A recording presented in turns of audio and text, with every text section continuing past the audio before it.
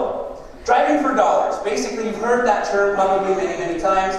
And there are a lot of wholesalers that will just get in their car, and when you're driving for dollars, you're basically looking for vacant properties, right? So, again, we want to find different properties that are vacant. I'll drive for dollars, but not like on purpose. I just don't have the time to get in my car and go drive for dollars, necessarily to drive for dollars. But if I'm going to go to the gym, which you can tell I haven't been to the gym for a while, but let's just pretend, if I was to go to the gym, I would drive a different way to the gym every time. If I'm going to go to the grocery store, if I'm going to go to church, if I'm going to go see a friend, I'm going to take a different route than I normally take. I might go through neighborhoods to get there versus main roads to get there. Because now I'm driving to a place, but at the same time, I'm keeping an eye out for vacant properties, I'm keeping an eye out for red signs, I'm keeping an eye out for sell by owner signs, right? So driving for dollars, get in the habit of just driving a little bit different than you normally drive. You may have to spend a little bit more time because it's not the quickest way, but if it brings you an opportunity that pays you $20,000, $30,000 because you can wholesale, fix it up, flip it, whatever you want to do with it, it starts to become worth it to get in the habit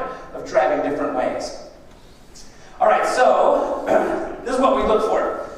When I'm out there driving for dollars or driving across town to go somewhere and I see a vacant property, sign that it's vacant typically is tall grass, because that hasn't been mowed, nobody lives there. If it's wintertime, driveways haven't been shoveled in the winter. Oftentimes there's multiple those free junk newspapers that are thrown on your driveway. There's 2, 3, 4 of them sitting there. And of course the good old boarded up window. I was driving downtown, I purchased a house on Halloween and went down there to change the locks, went down to see what I bought. We bought it sight unseen, so it was fun.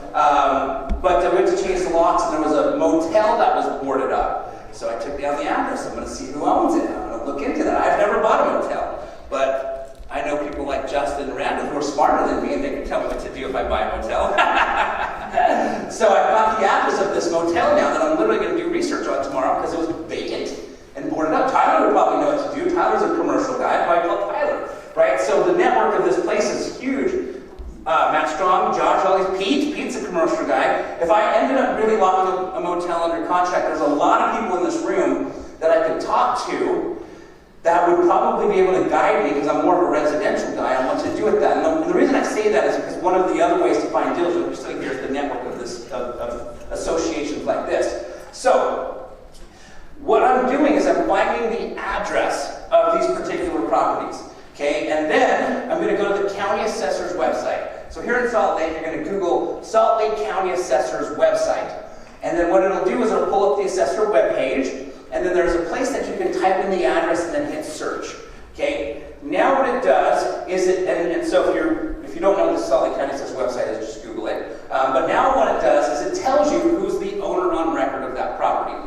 Now here's the thing, if it's vacant, then it's telling you the owner on record is, let's say, Joe Schmo, and here's his address. But that's the property you just saw was all boarded up and vacant, so that does you no good, because you obviously know Joe Schmo's not there. So here's the key. You then click on taxes. Okay, so now you click on taxes, and it tells you where the taxes are being sent.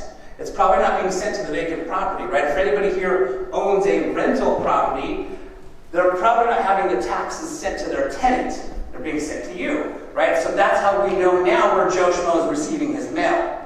So I click on taxes and I can see that Joe Schmo is either, he resides in maybe out of state or maybe in state, but now I have a way to reach him. I can send him a letter. I can say, hey, listen, I just drove past your motel. It's vacant. What are you thinking of doing with it? Are you open to the idea of selling it or a single family house? Whatever it may be. But that's how I track these people down. Now here's what's really cool about today's technology is there's Facebook and of course there's Google. So I'll also Facebook these people because if I can find them on Facebook, I'll message them.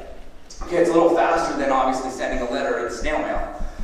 And with Google, oftentimes if it's an LLC that owns it, sometimes there's a phone number registered somewhere in the magic world of Google, and so you can call it, right? So now I can call the individual. And then if I've called this person, Facebooked this person, mailed this person, granted I had access to all of those, and they still haven't reached out to me, well then, granted they're in state, and I know where their taxes are going, I can get in my car and drive over to their house or their office, wherever their taxes are being sent, and knock on the door. So there's no reason that we can't track the owners of these vacant properties to deal with them one-on-one so that we avoid the competition of the masses, right? So we just want to be able to be as politely aggressive as possible, and I say politely aggressive because sometimes it freaks people out that you found their address of their home and you're knocking on their door, right? And they're wondering, how the heck did you find me? So you got to be polite about the whole thing, and that's how you knock doors is a whole other class, just as far as Tony Robbins and Tom Hopkins. For those of you who know Tom Hopkins, for those of you who know Matt Atkinson, probably know Tom Hopkins. Tom Hopkins has a whole class just on body presentation, tonality, the words you use, so that if you are knocking a door, you come across as unaggressive as possible on purpose, because there are a lot of people that don't realize the way they stand could be an aggressive posture. So politely aggressive is very important. If you want to learn more about that, you can Google Tom Hopkins. So basically, there's been times where I wanted to get to know the owner. I sent them mail. I couldn't find them on Facebook, couldn't find them on Google, their phone number. So I just got in my car and went and knocked on their door. Turns out another guy was a real estate agent, and we had a great conversation, and he knew Randall. Randall's my broker, so we started talking, because he was an equity guy, and I can't remember his name. He was like, I'm with equity. He's like, oh, do you know Randall? Well, I was like, yeah. I go, that's my broker. He's like, oh, I know Randall. So it turned out really well. I didn't buy the house, though, unfortunately, because he was selling it, obviously, for as much as possible, since he's an agent. Door knocking. We just talked about the importance of body posture, presentation, tonality, but door knocking can be a super effective way. The master of door knocking, who's my mentor in door knocking, who's even enlightened me to the world of door knocking, is Randall, right? Randall door knocks any house, and in 2 hours he's got a deal. And he's the master of door knocking. There's definitely a strategy to it. And Randall's strategy is just so simple. If I'm not mistaken, Randall, you knock on the door and say, hi, Randall Wall, I'm looking to buy houses. Are you open to selling? Something to that effect, right? Randall, I want to buy a house in your street. You thought about selling. Yes. Super simple, right? And he does that. And so for me, I tried that. And it was kind of hard for me. I was like, okay, I got to find a reason. I got to find a purpose. Because I tried it, and I don't know, Randall's just got a cuter face than me, but they slammed the door on me. So I thought of I thought of a different script that works for me. And what I do now is I call Randall. Actually, I called Trevor. I called up Randall's team. I don't know where Trevor went. And I'll say, Trevor, do you guys have any properties that you're getting ready to list?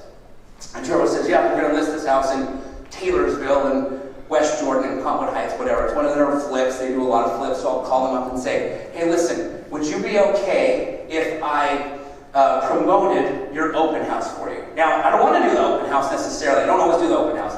I just want the opportunity to door knock, to promote the open house. So Trevor will say, yeah, because who doesn't want someone to promote their open house, right? So Trevor will give me the address. I will create a flyer, take a picture of the home. I'll take a picture of the home that Trevor will send me, and then promoting the open house on Saturday. And then my information at the bottom, and if you want more information, call me, Yoshi Shiraki. And then what I do is I door knock the 10 houses to the left, the 10 houses to the right, and the 10 houses across the street. Now, I'm not door knocking just to promote the open house, but it gives me the reason to break the ice.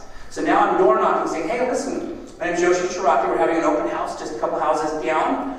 This Saturday, if you want to come down and check out what houses are selling for top dollar in your neighborhood, because Randall's houses sell for top dollar in the neighborhood, you should come by tomorrow and check it out at 1 o'clock, 11 o'clock, whatever time that may be. And then they say, great, I hand them the flyer, and then that's when the ice has been broken. I now say, hey, just out of curiosity, and then I jump into Randall's script. I also buy houses. You haven't thought about selling, have you? Right? And here's the great thing that I learned again from Randall. He calls it the deal matrix. And he says, you're first trying to buy it, right? And then if you can't buy it to fix it up, then maybe you buy it as a wholesale. And if you can't do that, then maybe you buy it as a rental. And if you can't do that and you're an agent, at least you can list it. So there are times where I'm door knocking and I get listings because they're not willing to sell it for low enough for me to make sense to buy as an investment property. But now I'm getting listings, right? So door knocking, making an extra $10,000, door knocking 30 houses, isn't terrible. Yeah, I'd love to buy it, flip it, and make a little bit more, but you've got a deal matrix that now gives you several different opportunities to actually make money on each house that you door knock, okay?